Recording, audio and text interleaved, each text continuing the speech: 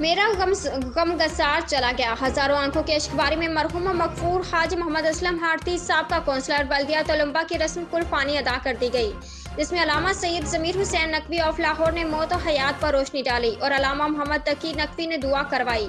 इसके अलावा इलाका के मातबर शख्सियात जिनमें पीर जहूर हुसैन कुरैशी MNA PTI और पीर हैदर जमान कुरैशी ने हाजी असलम आरती के बड़े साहबजादे अली रजा की दस्तार बंदी की और उसके अलावा महर नसरत हुसैन हराज, साबका MPA मुस्लिम लीग नून महर मोहम्मद आमिर हयात हराज ने खसूसी शिरकत की।